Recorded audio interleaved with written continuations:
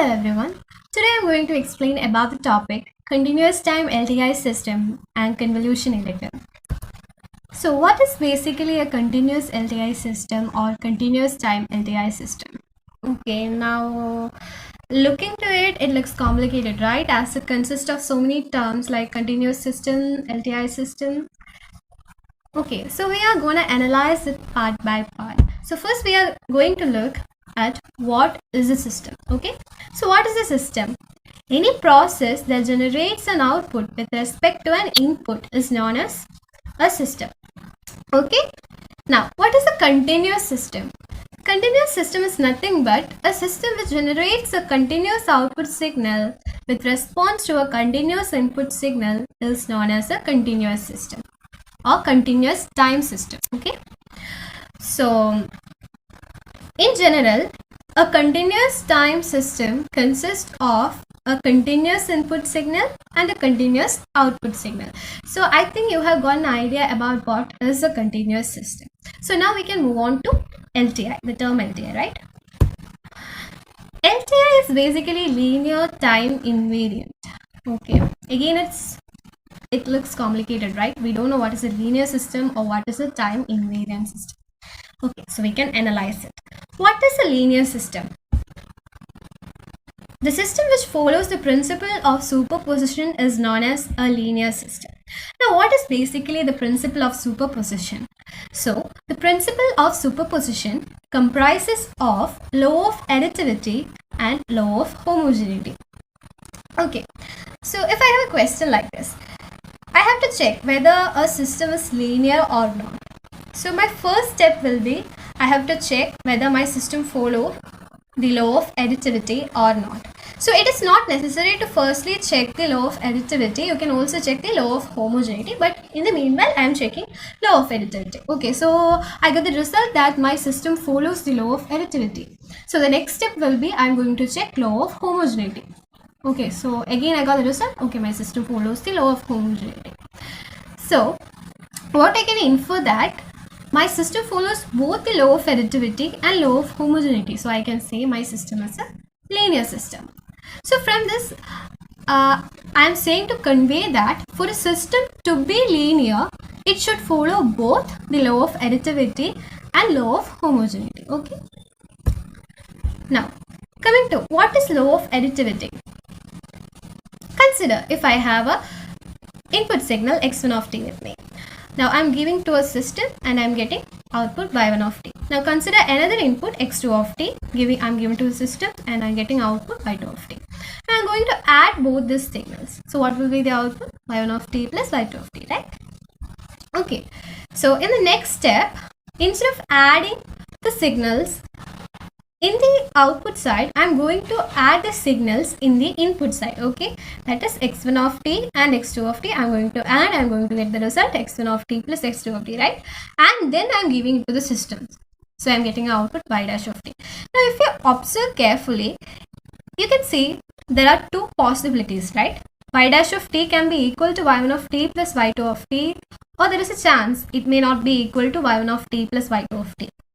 So if our y dash of t equals y1 of t plus y2 of t, I can say my system follows the law of additivity. Okay.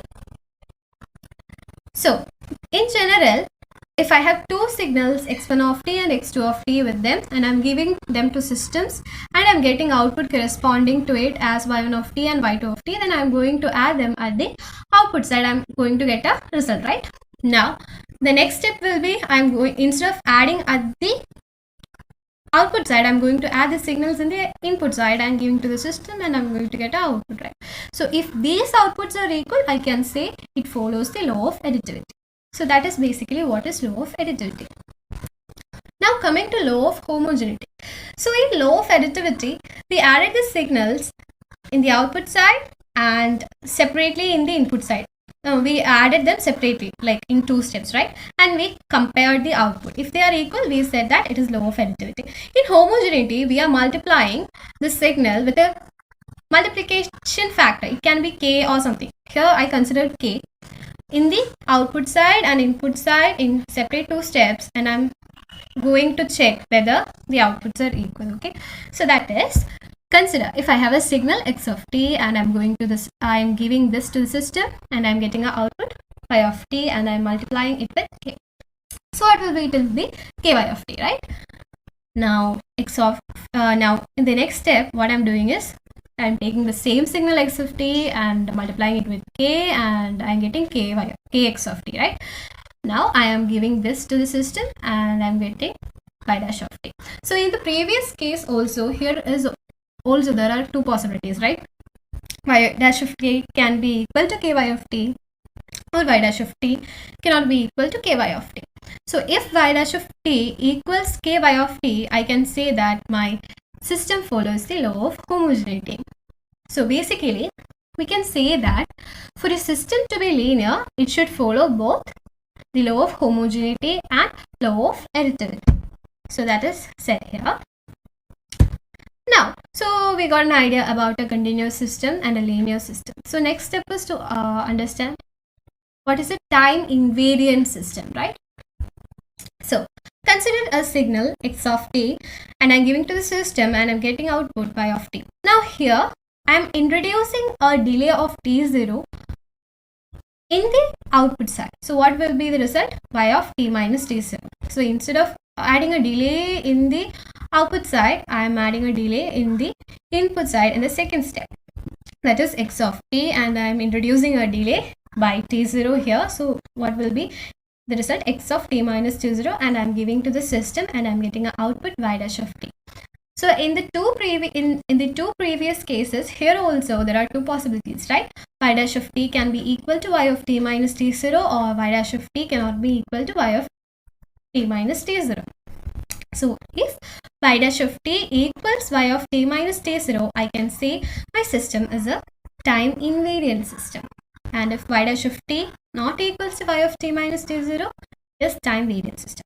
But we don't have to consider this case, right? We are talking about the time invariant system. So we got an idea about continuous system, linear system and time invariant system. So this all comprises a continuous LTI system, right? Continuous time LTI system. So for a system to be a continuous time LTI system, it should follow all these rules, okay? That it should be a continuous system, it should be a linear system and it should be a time invariant system. Now coming to continuous time LTI system and convolution integral. Consider continuous time LTI system with input x of t and output y of t with some transformation as shown here. Okay, so consider I'm giving input x of t to the LTI system and I'm getting an output y of t. So in this case, if I'm giving a delta signal, that is del of t, what will be my output? H of t. So that is a very important point to be noted. Now coming to this case, here I am giving x of t as input and I am getting y of t. So how can I express y of t? I can express y of t as the transformation of x of t, right? Now going to the signals, we have learned so many signals, right? And one of the most important signal is the delta signal. And delta signal consists of so many important properties, and one of the most important property is that any continuous signal can be expressed as a function of a delta signal. That is, if x of t is continuous at t is equal to t0, any continuous time signal can be expressed as x of t is equal to integral minus infinity to infinity x of tau del of t minus tau dt. Okay, so how can I write x of t? Transformation of integral minus infinity to infinity x of tau del of t minus tau dt. So this becomes integral minus infinity to infinity x of tau transformation of del of t minus tau dt. So now what will be the transformation of del of t minus tau dt? If I am giving a signal x of t, we know our output is y of t. And as I said previously, if I am giving a delta signal, our output will be h of t. If I am giving del of t minus tau, our output will be nothing but h of t minus tau, right? So that is given here. The transformation of x of t is y of t and the transformation of del of t is h of t and the transformation of del of t minus tau is equal to h of t minus tau. Okay. Now we can write as in the previous. We have this, we got stuck with this, right? Y of t is equal to integral minus infinity to infinity x of 2 transformation of del of t minus 2 d2. We don't know what this will be, but we have got, now we have got an idea that this will be equal to h of t minus 2, so we can replace this by h of t minus 2.